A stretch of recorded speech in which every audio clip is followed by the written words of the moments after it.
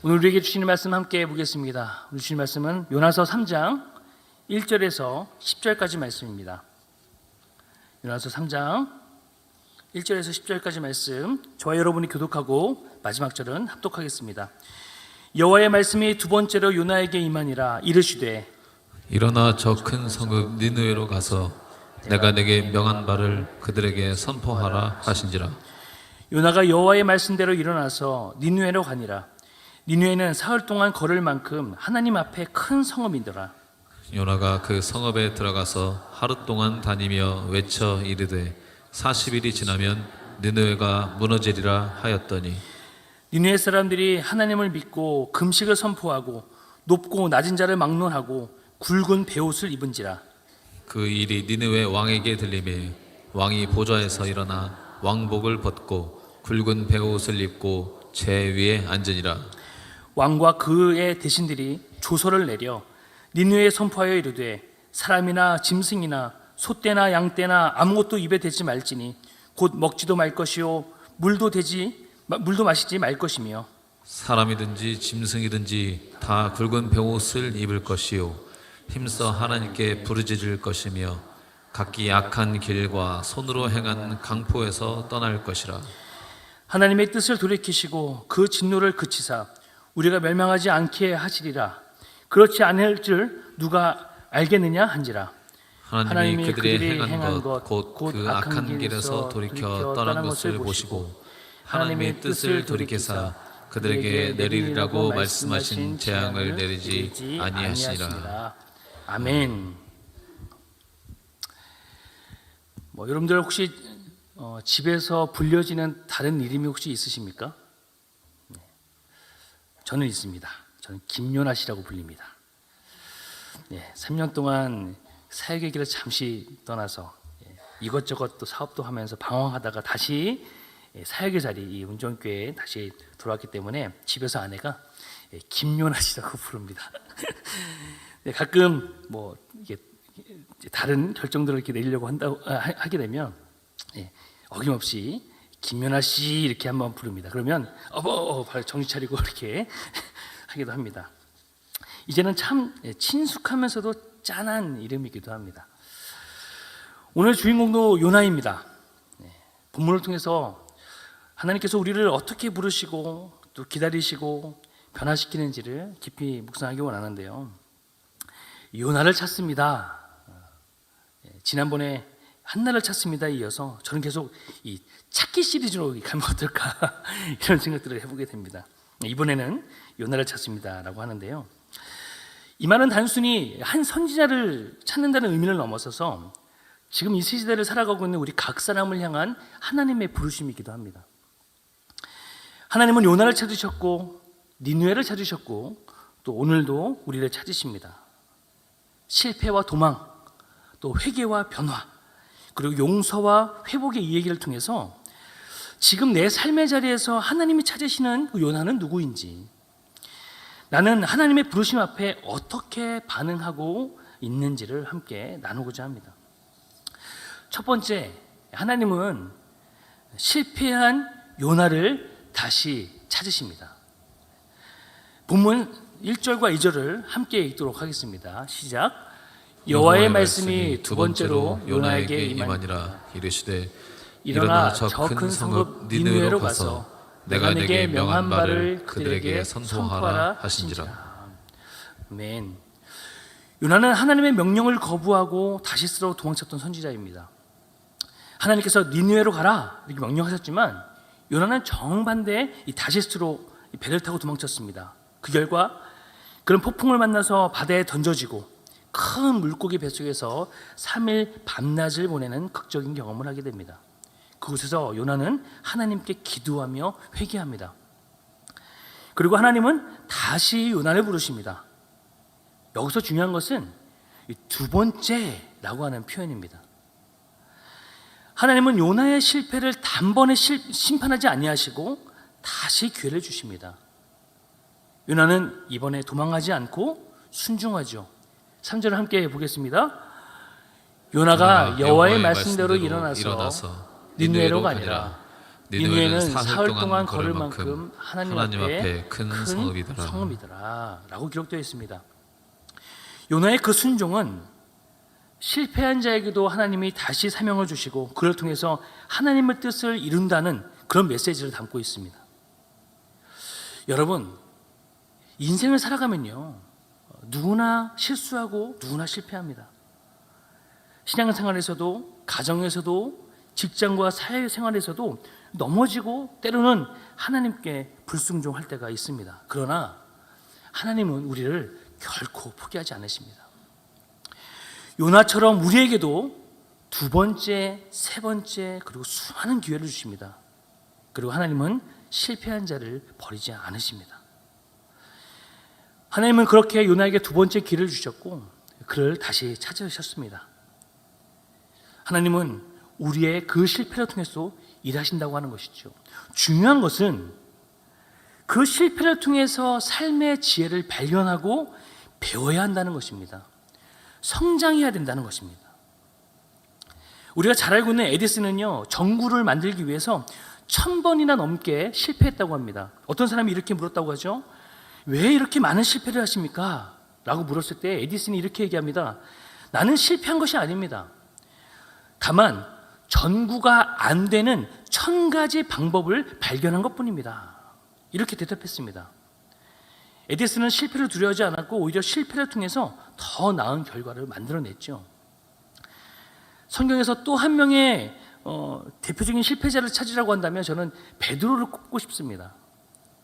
그는 예수님을 3번이나 부인하는 그런 죄를 범했습니다. 그러나 부활하신 예수님은 베드로를 찾아오셨고 네가 나를 사랑하느냐? 다시 그 물으시는 그 물음 가운데 다시 한번 사명을 맡기십니다. 이후에 베드로는 자신의 실패 이후에 오히려 더 큰 사명, 더 큰 은혜를 경험하면서 그렇게 살아가게 되죠.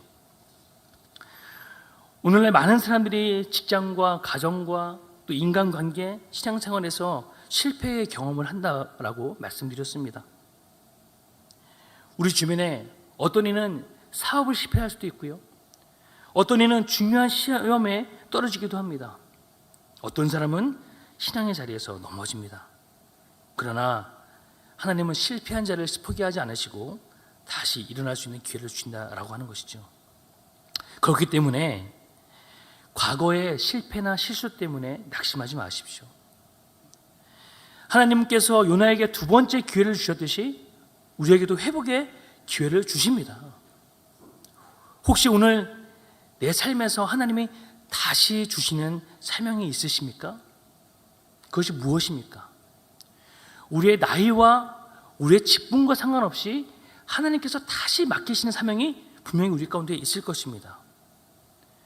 그것을 통해서 하나님께서 이루고자 하시는 것이 무엇인가? 그것을 발견하는 것이 중요하다고 하는 것이죠. 직장이나 가정, 교회에서 맡은 사명들을 감당하다가 실수하거나 낙심한 경험이 있으십니까? 하나님은 다시 일어나라고 말씀하십니다. 더 이상 두려움이나 과거의 실패에 머물지 말고 다시 일어나서 순종의 자리로 다시 한번 초대하고 계신 것이죠. 혹여나 반복되는 죄와 연약함 가운데 자책하고 있다면 요나처럼 다시 하나님의 말씀에 귀 기울이고 순종의 걸음을 걸으실 수 있기를 소망합니다. 우리의 공동체도 마찬가지입니다. 분명히 실패했거나 정말 말할 수 없는 죄책감 그리고 절망 가운데 있는 지체들이 있을 수 있거든요. 그럴 때에 그 실패한 지체들을 정죄하지 말고 다시 일어설 수 있는, 다시 일어서도록 격려할 수 있는 공동체가 되기를 소망합니다.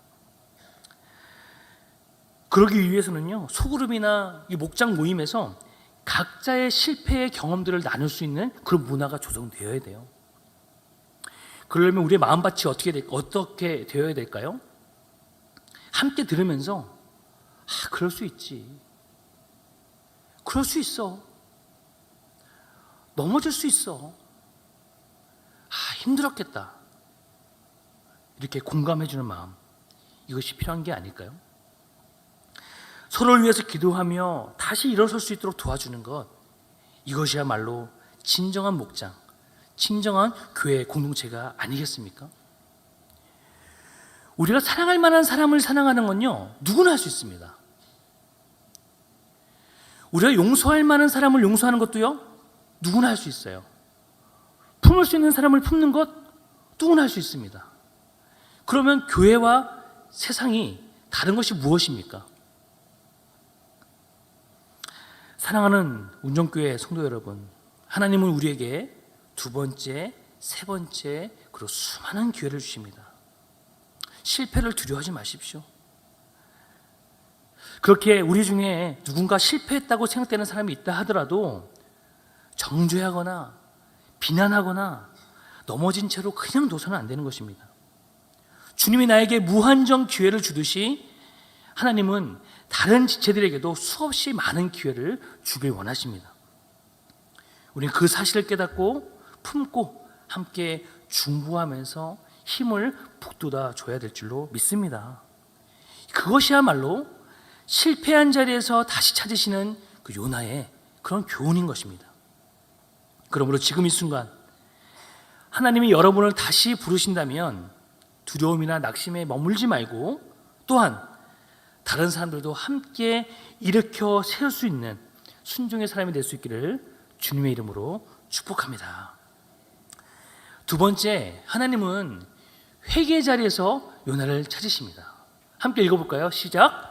하나님은 회개의 자리에서 요나를 찾으십니다. 요나는요, 두 번째 기회를 받았지만 그의 마음은 여전히 완전한 순종으로 나아가지 못했습니다. 하나님의 부르심에 순종해 니느웨로 가긴 했지만 그 내면에는 여전히 갈등과 저항이 있었어요. 요나는 니느웨로 가는 길에 그리고 그곳에 있어서 자신의 감정과 하나님의 뜻 사이에서 심한 싸움을 겪고 있습니다. 요나가 처음 하나님의 명령을 거부하고 도망쳤을 때 그로 인해서 주변 사람들에게도 고통이 찾아왔습니다. 다시스로 가는 배에 큰 풍랑이 몰아치고 선원들은 각자의 신을 부르면서 두려움에 떨었습니다. 배에 실린 짐을 바다에 아무리 던져도 아무런 소용이 없던 것이죠. 그런데 정작 문제의 당사자인 요나는요, 배 밑창에서 잠을 자고 있었습니다. 선장과 선원들은 요나에게 이렇게 얘기합니다. 너희 하나님께 기도해라. 이렇게 예언하지만 요나는요, 끝까지 침묵합니다. 하나님께 기도하지 않아요. 결국 제비뽑기를 통해서 재앙의 원인이 밝혀집니다. 그리고 요나가 뽑힙니다. 그제서야 요나는 자신이 원인임을 인정하긴 하지만 여전히 하나님께 기도하지 않고 나를 바다에 던져라 이렇게 말합니다. 요나는요, 그 자신의 그 신앙적인 자존심 그리고 민족적인 감정에 사로잡혀서 차라리 죽을지언정 니느웨가 구원받는 것을 못 보겠다 이렇게 싸우고 있는 것입니다. 그도 그럴 것이 이스라엘이 아수르에게 당했던 그런 고통을 생각한다면 그런 상처를 생각한다면 그들의 만행과 잘못을 너무나 많이 겪었기 때문에 그들에게 구원이 이루어진다? 이건 안 된다고 생각을 했어요. 요나의 그 심정 우리도 조금은 이해할 수 있지 않습니까? 우리도 일제강점기를 겪었잖아요. 만약에 하나님이 도쿄에 가서 이 심판의 메시지, 회개의 메시지를 전해라 그렇게 말씀하신다면 여러분들 가실 거예요? 안 가실 거예요? 가라! 회개 메시지 전해라! 어떻게 하시겠습니까? 아마 40일 뒤에 심판이 임하실 그때에 비행기 타고 넘어가서 후지산 위에서 이 도쿄의 유황불이 떨어지는 것 그거 다 보러 가실 거죠. 네. 마음에 그런 마음이 있다는 거예요. 이 요나는 죽음을 각오하고 바다에 던져집니다. 그러나 하나님은요 그 죽음조차도 허락하지 않으셨어요. 큰 물고기 뱃속에서 3일을 보내면서 요나는 비로소 항복하고 하나님 앞에 기도하며 나아갑니다. 그런데 그 기도조차도요 이 진심에서 우러나온 그런 회개의 기도라기보다는 더 이상 버틸 수 없는 상황에서 마지못해 드리는 그런 기도였던 것이죠. 여기서 우리는 중요한 신앙의 진리를 배우게 됩니다. 진짜 지혜로운 신앙은요, 무엇이냐면 불순종하거나 하나님께 대들지 않고 전부여 의지 없어서 손 들고 옵니다, 이렇게 고백하는 이 신앙인 것이죠. 내 뜻과 감정, 논리를 내려놓고 하나님 앞에 온전히 순전하게 항복하는 것, 이것이 진정한 신앙의 복인 줄 믿습니다. 하지만 하나님은 우리의 연약함과 위선을 아시면서도 포기하지 않으시고 끝까지 우리를 찾으십니다. 요나가 억지로 또 위선적으로 기도할지라도 하나님은 그 회개 기도를 들으시고 다시 사명을 맡기셔요. 여기서 우리는 이 기도의 중요한 원리를 발견할 수 있는데요, 여러분, 어떤 기도가 좋은 기도입니까? 내가 딱 기도했을 때 막 산이 움직이고 기적이 일어나고 이런 기도가 좋은 기도입니까? 아니면 기도함을 통해서 평안함이 임하는 기도입니까? 물론 이것도 좋은 기도입니다. 아니면 기도를 하면서 상대를 이해하게 되고 사랑하게 되는 것, 이것도 좋은 기도이죠. 하지만 가장 좋은 기도는 어떤 기도냐면요, 지금 당장 드리는 기도입니다. 요나처럼 위선적인 기도라도 지금 이 순간 하나님께 나아가는 것이 중요해요. 지금 제가 기도의 내용이나 수준을 얘기하는 것이 아닙니다. 하나님 앞에 나아가서 내 마음을 쏟아놓는 것, 절박하여 정말 상한 심령으로 회개하며 하나님 앞에 나아가는 것, 그것을 하나님께서 기뻐하신다는 것이죠. 찬양도 비슷합니다. 찬양도 마찬가지예요.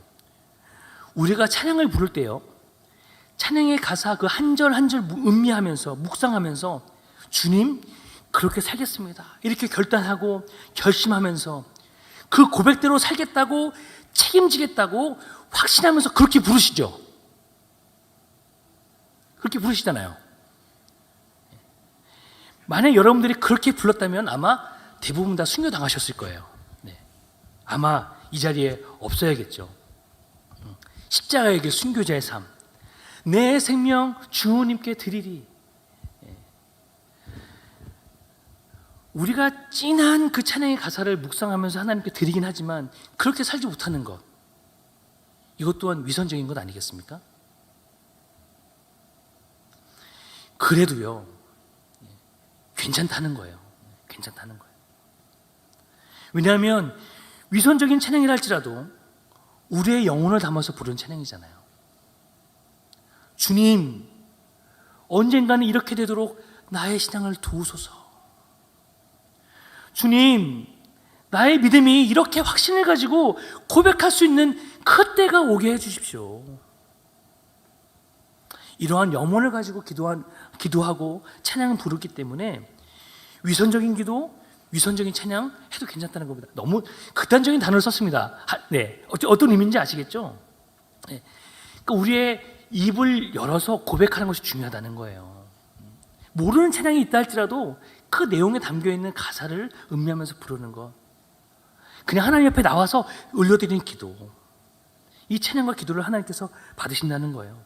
왜냐하면 하나님께서는 우리의 연약함을 다 아시기 때문에 그렇습니다.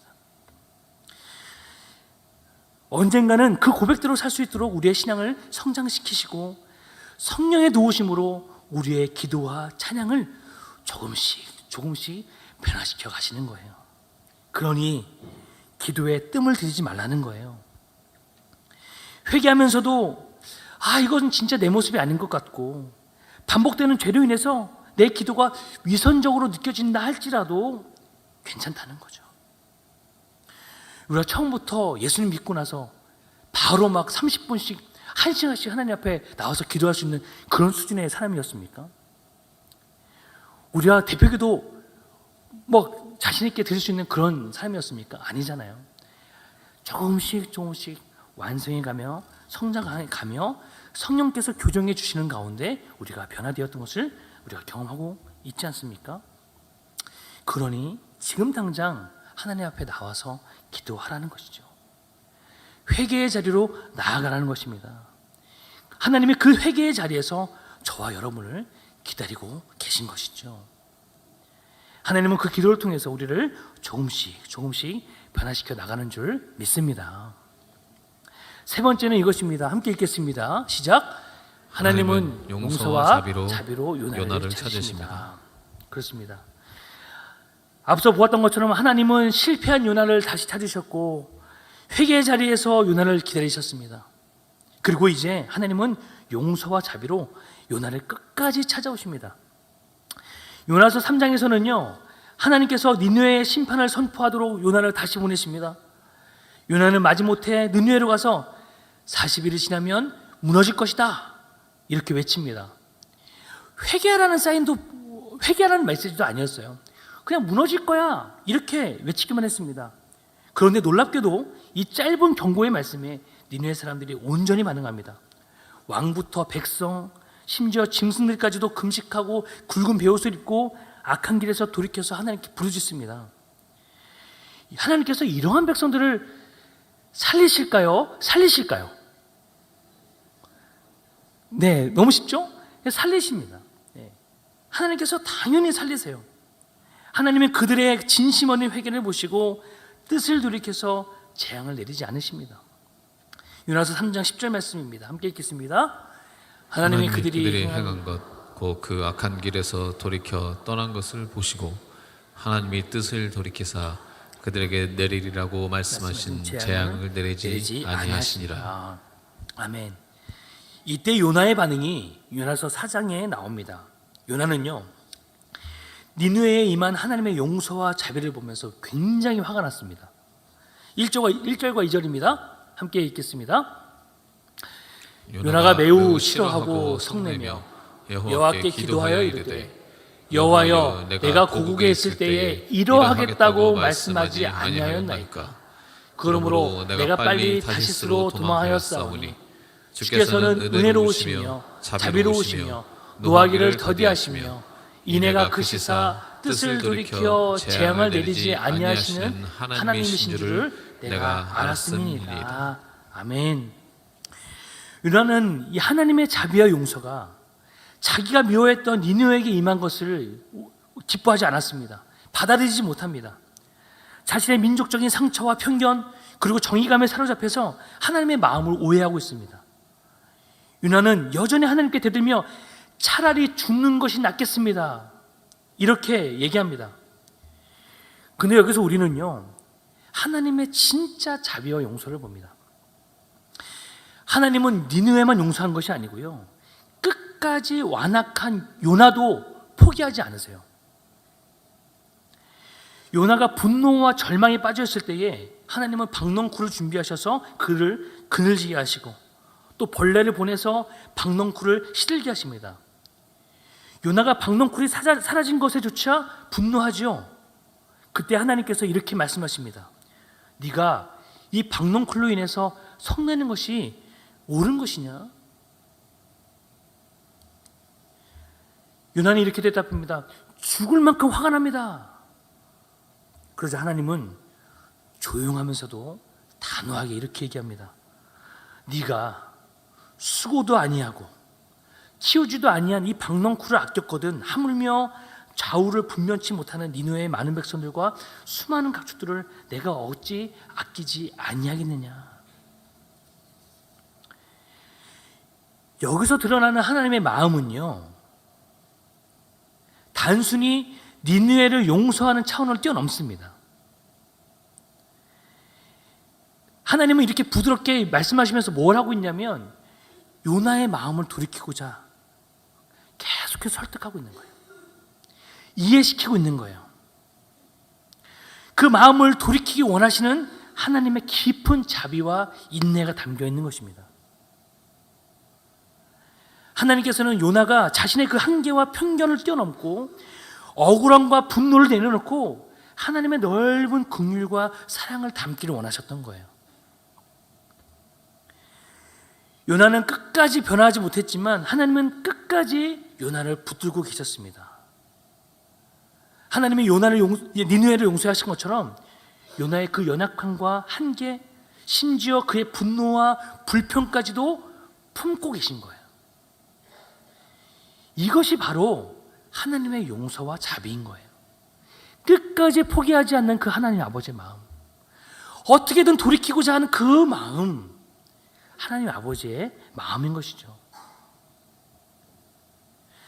그렇듯 하나님은요, 우리가 실패했을 때에도, 회개의 자리에서 방황할 때에도, 심지어 하나님의 뜻을 오해하고 원망할 때조차 하나님은 우리를 결코 포기하지 않으신다는 거예요. 끝까지 자비와 용서로 찾아온다는 것이죠. 사랑하는 여러분, 하나님의 용서는요, 우리의 상상을 뛰어넘는 크고 깊은 은혜입니다. 아무리 큰 죄와 실패가 있다 할지라도 진정으로 하나님께 회개하면요, 하나님은 용서하십니다. 바라기는 나 자신을 용서하지 못하고 정죄하는 마음이 있다고 한다면 이 시간 하나님의 자비를 신뢰하십시오. 또한 다른 사람의 변화와 회개를 바라볼 때도요, 하나님의 자비의 눈으로 바라볼 수 있었으면 좋겠습니다. 그렇게 용서하고 사랑을 실천할 수 있는 우리가 될 수 있기를 주님의 이름으로 축복합니다. 교회 공동체 안에서 실수한 지체가 있다고 한다면 계속해서 반복된 그 잘못을 들추기보다는, 또 정죄하기보다는 회복과 용서하는 공동체가 될 수 있기를 소망합니다. 우리 교회가 그러한 용서와 회복의 공동체가 되기를 소망합니다. 상처와 오해, 다툼이 있는 관계에서 먼저 용서와 화해의 손을 내밀어 보면 어떨까요? 목장과 사역팀, 부서에서 서로 연약함을 품고 하나님의 자비로 격려한다면 얼마나 살맛이 나고 얼마나 사역할 맛이 날까요?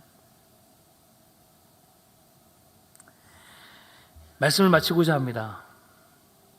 사랑하는 성도 여러분, 하나님은요, 오늘도 요나를 찾으십니다. 실패와 도망의 자리에 있는 요나, 회개의 자리로 나아가야 할 요나, 용서와 자비가 필요한 요나, 그 요나가 바로 우리 자신임을 고백할 수 있기를 소망합니다. 진정한 회개의 자리에서 진정한 하나님의 용서와 자비, 회복이 있는 줄 믿습니다. 이 말씀을 통해서 우리 각자가 자신의 삶을 돌아보면서 과거의 실패에 머물지 않고 다시 한번 일어설 수 있는 용기, 진정한 회개와 변화의 결단, 하나님의 자비와 용서 안에서 자유와 기쁨을 누리는 삶, 그 귀한 삶을 살 수 있기를 주님의 이름으로 축복합니다.